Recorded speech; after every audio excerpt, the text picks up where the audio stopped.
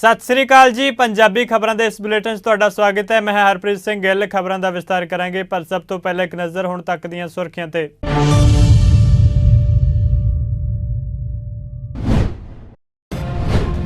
खेती कानूनों खिलाफ किसान अंदोलन लगातार जारी। संयुक्त किसान मोर्चा के आगुआं ने होली के मद्देनज़र 3 खेतीबाड़ी कानूनों दी कापियां साड़ियां।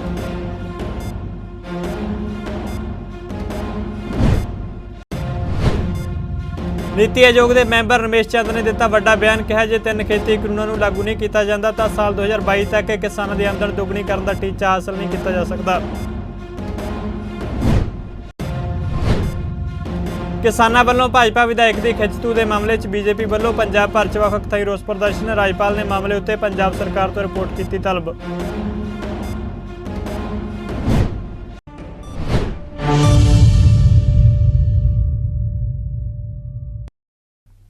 ते हुण खबरां विस्तार नाल। संयुक्त किसान मोर्चा वालों होली मौके 3 खेतीबाड़ी कानूनों दी कापियां साड़ियां गईयां। खेतीबाड़ी कानूनों नूं किसान विरोधी और जन विरोधी करार दिंदे किसानों ने दिल्ली के मोर्चों उत्ते होली का त्यौहार मनाया। इस त्यौहार नूं बुराई उत्ते नेकी की जित की निशानी वजों वेखदे किसानों ने कहा कि सरकार नूं इन्हां कानूनों नूं रद्द करना पवेगा ते MSP उत्ते कानून बनाउणा पवेगा।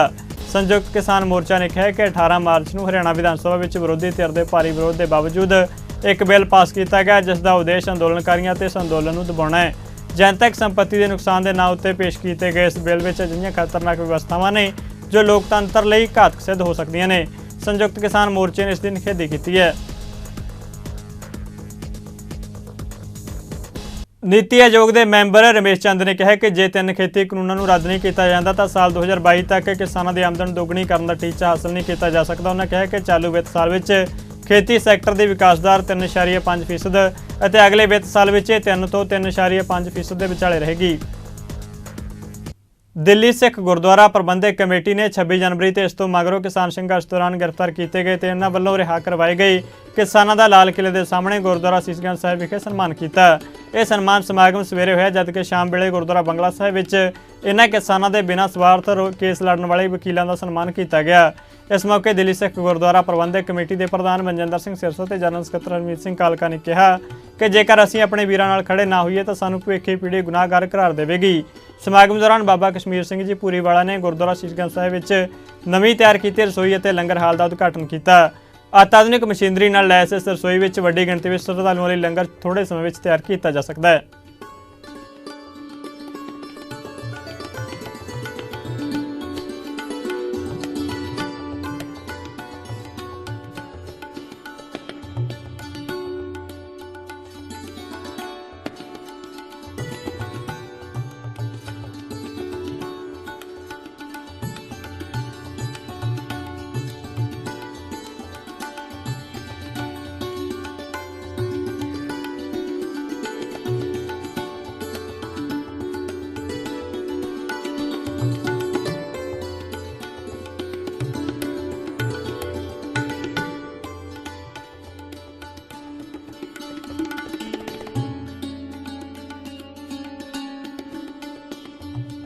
जो गुरु तेग बहादुर साहब जी के इस महान दर घर की इस महान सेवा नूं संत बाबा बचन सिंह जी कार सेवा वालियां ने निभाया, उस महान सेवा की वास्ते अज ये समागम रचाया गया। दूसरा, जो साडे किसान वीर जिन्हां नूं जेलों के अंदर डकिया गया उन्हां दी सन्मान दे वास्ते अज मेरे मालिक की कृपा हुई। धन धन साहिब श्री गुरु ग्रंथ साहिब महाराज जी ने तरस किया अपने सेवकों ते अपने सिखां ते उन्हां दे तरस कृपा सदके ये लोग जिहड़े किसानी अंदोलन के दौरान जेलों च डक दिते गए सी, अज उन्हां सारिआं दा इत्थों सन्मान किया जा रहा है। मेरे खालसा जी, अज साडे लिए सारिआं लिए बड़ा विशेष दिहाड़ा है, क्योंकि एक पासे सरकारां सी और जालिम सरकारां जिहड़ियां ये संदेश देना चाहुंदियां सी कि 26 जनवरी के नाम ते इन्हां किसानां नूं बदनाम किया जाऊगा, इन्हां दी बदनामी दे नाल किसान अंदोलन नूं खत्म किया जाऊगा। उहदे वास्ते TV चैनलों ते साडी दस्तार दिखा के ਸਾਨੂੰ ਬਾਰ-ਬਾਰ ਦੇਸ਼ ਦਰੋਹੀ ਦੇਸ਼ ਵਿਰੋਧੀ ਦੱਸਣ ਦੀ ਕੋਸ਼ਿਸ਼ ਕੀਤੀ ਗਈ। ਇੱਕ ਐਸੀ ਸਾਜ਼ਿਸ਼ ਰਚੀ ਗਈ ਜਿਸ ਸਾਜ਼ਿਸ਼ ਦਾ ਕੇਵਲ ਇੱਕ ਕਾਰਨ ਪੜਦਾ ਸੀਗਾ, ਸਰਕਾਰ ਇਹ ਬਰਦਾਸ਼ਤ ਨਹੀਂ ਕਰ ਰਹੀ ਸੀ ਕਿ ਸਾਡੇ ਖਿਲਾਫ ਕਿਸੇ ਨੇ ਬਗਾਵਤ ਖੜੀ ਕਰ ਦਿੱਤੀ ਆ, ਔਰ ਬਗਾਵਤ ਕਾਨੂੰਨਾਂ ਦੇ ਖਿਲਾਫ ਸੀਗੀ। ਕੋਈ ਵੀ ਸਾਡਾ ਕਿਸਾਨ ਵੀਰ, ਕੋਈ ਵੀ ਦੇਸ਼ ਦਾ ਆਦਮੀ ਨਾ ਦੇਸ਼ ਦੇ ਖਿਲਾਫ ਆ, ਨਾ ਦੇਸ਼ ਦੀ ਸਰਕਾਰ ਦੇ, ਬਲਕਿ ਦੇਸ਼ ਦੇ ਸਰਕਾਰ ਦੇ ਕਾਲੇ ਕਾਨੂੰਨਾਂ ਦੇ ਖਿਲਾਫ ਆ। ਜਦੋਂ ਸਾਡੇ ਇਹਨਾਂ ਵੀਰਾਂ ਨੂੰ ਸਭ ਨੇ ਡਿਸੋਨ ਕਰ ਦਿੱਤਾ, ਦਿੱਲੀ ਕਮੇਟੀ ਨੇ ਬਿਆਨ ਦੇ ਕੇ ਕਿਹਾ ਇਹ ਸਾਡੇ ਆਪਣੇ ਵੀਰ ਨੇ, ਇਹਨਾਂ ਨੇ ਕੋਈ ਗਲਤ ਕੰਮ ਨਹੀਂ ਕੀਤਾ।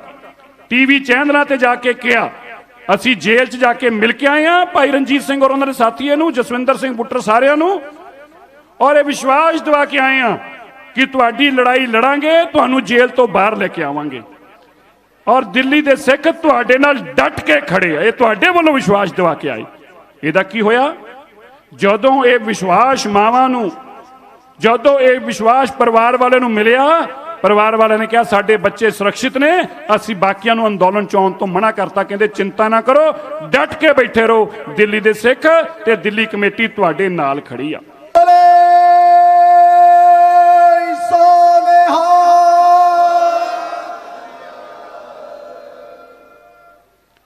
ਜਦੋਂ ਇਹ ਸੰਦੇਸ਼ ਗਿਆ, ਕੀ ਹੋਇਆ? ਸਰਕਾਰ ਨੂੰ ਇੱਕ ਗੱਲ ਸਮਝ ਆ ਗਈ, ਲੱਖ ਖੁਸ਼ੀਆਂ ਪਾਤਸ਼ਾਹੀਆਂ ਜੇ ਸਤਿਗੁਰੂ ਨਦਰ ਕਰੇ। ਅੱਜ ਸਤਿਗੁਰਾਂ ਦੀ ਅਪਾਰ ਕਿਰਪਾ, ਜਿਹੜਾ ਨੌਵੇਂ ਪਾਤਸ਼ਾਹ ਧੰਨ ਧੰਨ ਗੁਰੂ ਤੇਗ ਬਹਾਦਰ ਸਾਹਿਬ ਜੀ ਦੇ ਸਥਾਨ ਦੇ ਉੱਤੇ ਅਸੀਂ ਸਾਰੇ ਇਕੱਠੇ ਹੋਏ ਆ, ਔਰ ਜਿੱਥੇ ਅੱਜ ਸੰਗਤੀ ਰੂਪ ਦੇ ਵਿੱਚ ਅਰਦਾਸ ਕਰਨੀ ਹੈ, ਕਿਉਂਕਿ ਬਹੁਤ ਮਹਾਨ ਸੇਵਾ ਬਹੁਤ ਹੀ ਸਤਿਕਾਰਯੋਗ ਬਾਬਾ ਬਚਨ ਜੀ ਔਰ ਉਹਨਾਂ ਦੇ ਸਹਿਯੋਗੀ ਸਾਥੀਆਂ ਵੱਲੋਂ ਜਿਹੜੀ ਇਸ ਸਥਾਨ ਤੇ ਕੀਤੀ ਗਈ, ਇਸ ਥੜਾ ਸਾਹਿਬ ਦੀ ਅੱਜ ਅਰਦਾਸ ਕਰਨੀ ਹੈ। ਕਿਉਂਕਿ ਤੁਸੀਂ ਦੇਖ ਸਕਦੇ ਹੋ ਕਿ ਕਿਸ ਤਰੀਕੇ ਦੇ ਨਾਲ ਇਹਦਾ ਸੁੰਦੀਕਰਨ ਕੀਤਾ ਗਿਆ।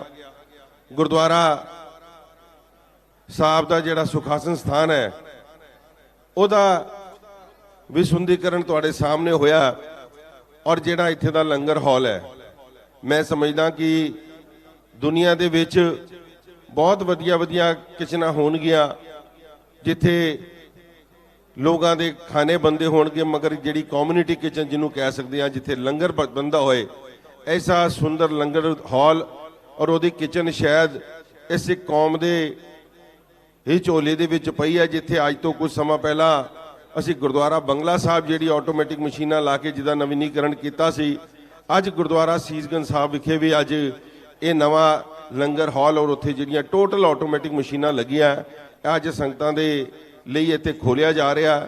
ਮੈਂ ਸਮੁੱਚੀ ਸੰਗਤ ਨੂੰ ਜਿੱਥੇ ਵਧਾਈ ਦਿੰਦਾ। ਮੈਂ ਆਪਣੀ ਗੱਲ ਰੱਖਣ ਤੋਂ ਪਹਿਲਾਂ ਜ਼ਰੂਰ ਬੇਨਤੀ ਕਰਾਂਗਾ ਕਿ ਆਪਣੇ ਅੱਜ ਦਾ ਇਸ ਖਾਸ ਤੌਰ ਦਾ ਪ੍ਰੋਗਰਾਮ ਜਿਹੜਾ ਅਸੀਂ ਰੱਖਿਆ, ਜਿੱਥੇ ਅਸੀਂ ਅਰਦਾਸ ਕਰਨੀ ਹੈ, ਅਸੀਂ ਆਪਣੇ ਉਹਨਾਂ ਕਿਸਾਨ ਨੌਜਵਾਨ ਵੀਰਾਂ ਨੂੰ ਵੀ ਇੱਥੇ ਸਨਮਾਨਿਤ ਕਰਨਾ ਜਿਨ੍ਹਾਂ ਨੇ ਬਹੁਤ ਵੱਡੀ ਲੜਾਈ ਕਿਸਾਨੀ ਲਈ ਲੜੀ ਆ, ਔਰ ਜਿਨ੍ਹਾਂ ਨੇ ਪਿਛਲੇ ਸਮੇਂ ਦੇ ਵਿੱਚ ਜਿਹੜਾ 26 ਜਨਵਰੀ ਨੂੰ ਸਾਕਾ ਵਾਪਰਿਆ, ਉਸ ਤੋਂ ਬਾਅਦ ਜਿਹੜੇ ਜੇਲ੍ਹਾਂ ਦੇ ਵਿੱਚ ਜੇਲ੍ਹਾਂ ਕੱਟੀਆਂ, ਜਿਨ੍ਹਾਂ ਨੂੰ ਸਰਕਾਰਾਂ ਨੇ ਜਬਰਨ ਫੜਿਆ ਸੀ, ਅੱਜ ਉਹਨਾਂ ਨੂੰ ਅਸੀਂ ਇੱਥੇ ਸਨਮਾਨਿਤ ਵੀ ਕਰਨਾ। ਦਿੱਲੀ ਸਿੱਖ ਗੁਰਦੁਆਰਾ ਪ੍ਰਬੰਧਕ ਕਮੇਟੀ ਨੇ ਇਹ ਜਿਹੜੀ ਲੜਾਈ ਲੜੀ ਆ, ਜਿਹੜੇ ਕਿਸਾਨ ਵੀਰਾਂ ਨੂੰ ਜਿਨ੍ਹਾਂ ਦੇ ਉੱਤੇ ਅਸੀਂ ਕਹਿ ਸਕਦੇ ਹਾਂ ਕਿ ਐਫਓ ਦੀਆਂ ਦਫਾਵਾਂ ਲਗਾਈਆਂ ਗਈਆਂ, ਜਿਹੜੀਆਂ 4-4 ਸਾਲ ਜਿਨ੍ਹਾਂ ਦੀ ਜ਼ਮਾਨਤਾਂ ਨਹੀਂ ਹੋ ਸਕਦੀਆਂ ਸੀ, ਮਗਰ ਬਹੁਤ ਵੱਡੀ ਲੜਾਈ ਸਾਡੀ ਦਿੱਲੀ ਸਿੱਖ ਗੁਰਦੁਆਰਾ ਪ੍ਰਬੰਧਕ ਕਮੇਟੀ ਦੀ ਲੀਗਲ ਟੀਮ ਨੇ ਲੜੀ ਆ। ਦਿੱਲੀ ਦੇ ਮੁੱਖ ਮੰਤਰੀ ਅਰਵਿੰਦ ਕੇਜਰੀਵਾਲ ਨੇ ਕਿਹਾ ਕਿ ਉਹ ਕੋਰੋਨਾ ਵਾਇਰਸ ਦੇ ਕੇਸ ਵਧਣ ਕਾਰਨ ਜਨਤਕ ਤੌਰ ਉੱਤੇ ਆਯੋਜਿਤ ਕੀਤੇ ਜਾਣ ਵਾਲੇ ਕਿਸੇ ਵੀ ਹੋਲੀ ਪ੍ਰੋਗਰਾਮ ਵਿੱਚ ਸ਼ਾਮਲ ਨਹੀਂ ਹੋਣਗੇ। ਉਹਨਾਂ ਨੇ ਲੋਕਾਂ ਨੂੰ ਆਪਣੇ ਪਰਿਵਾਰਾਂ ਨਾਲ ਹੋਲੀ ਦਾ ਤਿਉਹਾਰ ਮਨਾਉਣ ਅਤੇ ਭੀੜ ਤੋਂ ਬਚਣ ਦੀ ਅਪੀਲ ਕੀਤੀ। ਅਧਿਕਾਰਤ ਅੰਕੜਿਆਂ ਮੁਤਾਬਕ ਰਾਸ਼ਟਰੀ ਰਾਜਧਾਨੀ 'ਚ ਸ਼ਨੀਵਾਰ ਨੂੰ ਕੋਵਿਡ-19 ਦੇ 1558 ਨਵੇਂ ਕੇਸ ਸਾਹਮਣੇ ਆਏ, ਜੋ 15 ਦਸੰਬਰ ਤੋਂ ਬਾਅਦ ਸਭ ਤੋਂ ਜ਼ਿਆਦਾ ਨੇ, ਜਦੋਂ 1617 ਕੇਸ ਆਏ ਸਨ। ਕੇਜਰੀਵਾਲ ਨੇ ਹਿੰਦੀ ਵਿੱਚ ਟਵੀਟ ਕੀਤਾ ਕਿ ਪਿਛਲੇ ਕੁਝ ਦਿਨਾਂ ਵਿੱਚ ਕੋਰੋਨਾ ਦੇ ਕੇਸ ਵਧੇ ਨੇ। ਇਸ ਦੇ ਮੱਦੇਨਜ਼ਰ ਇਸ ਵਾਰ ਜਨਤਕ ਤੌਰ ਉੱਤੇ ਆਯੋਜਿਤ ਹੋ ਰਹੇ ਹੋਲੀ ਪ੍ਰੋਗਰਾਮਾਂ ਵਿੱਚ ਸ਼ਾਮਲ ਨਹੀਂ ਹੋ ਰਿਹਾ ਹਾਂ। ਤੁਹਾਨੂੰ ਸਾਰਿਆਂ ਨੂੰ ਅਪੀਲ ਹੈ ਕਿ ਸਿਰਫ ਆਪਣੇ ਪਰਿਵਾਰ ਨਾਲ ਹੋਲੀ ਮਨਾਓ ਅਤੇ ਭੀੜ ਵਾਲੇ ਪ੍ਰੋਗਰਾਮਾਂ ਤੋਂ ਬਚੋ। ਇਸ ਦੇ ਨਾਲ ਹੀ ਉਹਨਾਂ ਕੋਰੋਨਾ ਦੇ ਬਚਾਅ ਦੇ ਨਿਯਮਾਂ ਦਾ ਪਾਲਣ ਕਰਨ ਦੀ ਵੀ ਲੋਕਾਂ ਨੂੰ ਅਪੀਲ ਕੀਤੀ। ਜੰਮੂ ਕਸ਼ਮੀਰ ਪੁਲਿਸ ਨੇ ਕਿਹਾ ਕਿ ਸ਼ੋਪੀਆ 'ਚ ਹੋਏ ਸੁਰੱਖਿਆ ਫੋਰਸਾਂ ਨਾਲ ਮੁਕਾਬਲੇ ਵਿੱਚ ਜੋ 2 ਅੱਤਵਾਦੀ ਮਾਰੇ ਗਏ, ਉਹਨਾਂ 'ਚੋਂ ਇੱਕ ਹਿਜ਼ਬੁਲ ਮੁਜਾਹਿਦੀਨ ਦਾ ਮੈਂਬਰ ਹੈ ਅਤੇ ਉਹ ਹਥਿਆਰ ਚਲਾਉਣ ਦੀ ਸਿਖਲਾਈ ਲੈ ਕੇ ਪਿਛਲੇ ਹਫ਼ਤੇ ਪਾਕਿਸਤਾਨ ਤੋਂ ਆਇਆ ਸੀ। Police director general Vijay Kumar ਨੇ ਦੱਸਿਆ ਕਿ ਦੱਖਣੀ ਕਸ਼ਮੀਰ 'ਚ ਸ਼ੋਪੀਆ ਦੇ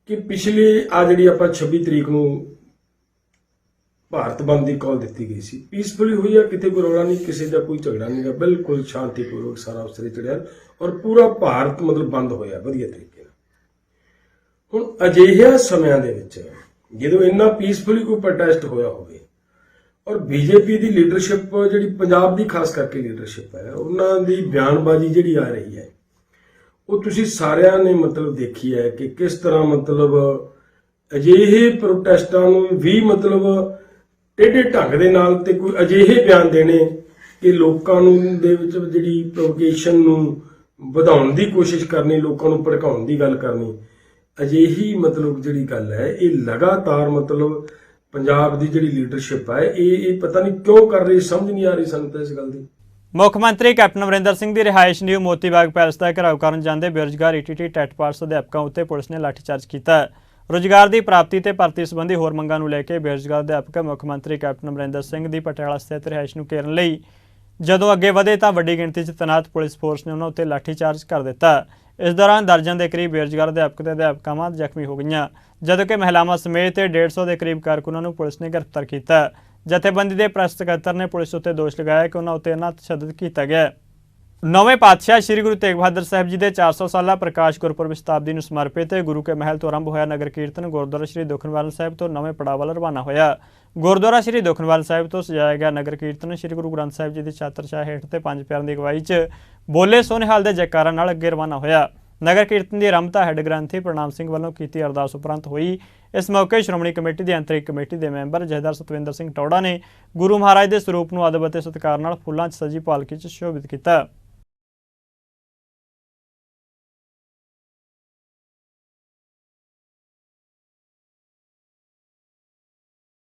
ਧੰਨ ਧੰਨ ਸਾਹਿਬ ਸ੍ਰੀ ਗੁਰੂ ਤੇਗ ਬਹਾਦਰ ਸਾਹਿਬ ਪਾਤਸ਼ਾਹ ਜੀ, ਜਿਨ੍ਹਾਂ ਦਾ 400 ਸਾਲਾ ਪਾਵਨ ਪ੍ਰਕਾਸ਼ ਗੁਰਪੁਰਬ ਸਮੁੱਚਾ ਖਾਲਸਾ ਪੰਥ ਬੜੀ ਜਾਹੋ ਜਲਾਲ ਸ਼ਰਧਾ ਭਾਵਨਾ ਨਾਲ ਮਨਾ ਰਿਹਾ ਹੈ।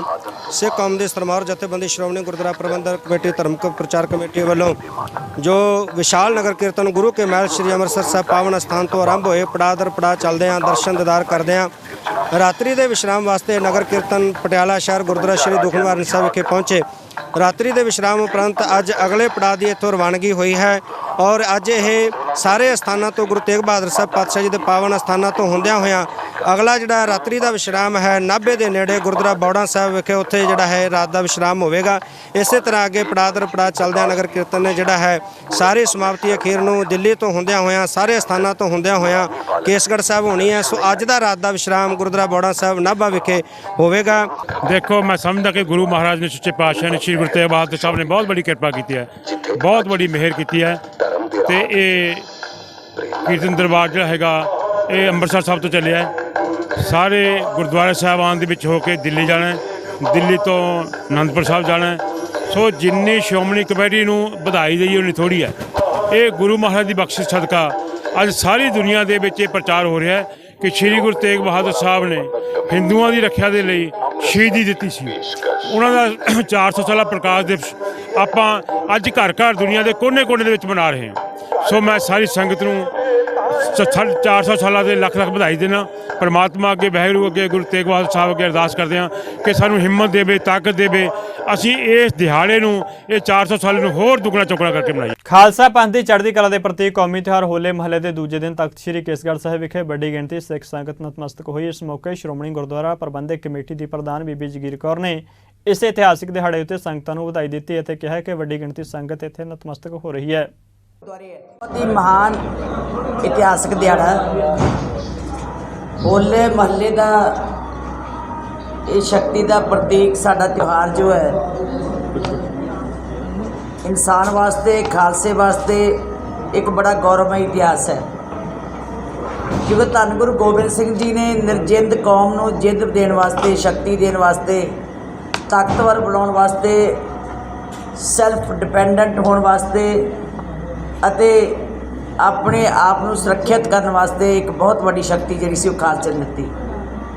ਔਰ ਇੱਥੋਂ ਦਾ ਇਤਿਹਾਸ ਇਹ ਦੱਸਦਾ ਕਿ ਮੇਰੇ ਪਾਤਸ਼ਾਹ ਨੇ ਆਪ ਫੌਜਾਂ ਤਿਆਰ ਕਰਕੇ ਉਹਨਾਂ ਦੀ ਆਪਸ ਵਿੱਚ ਪਹਿਲਾਂ ਜਿਸ ਤਰ੍ਹਾਂ ਯੁੱਧ ਕਰਾਈਦਾ ਇਸ ਤਰ੍ਹਾਂ ਯੁੱਧ ਕਰਾਉਂਦੇ ਸਨ ਅਤੇ ਜਿਹੜਾ ਫਤਿਹ ਪਾਉਂਦਾ ਸੀ ਉਹਨੂੰ ਇਨਾਮ ਦਿੰਦੇ ਸੀ।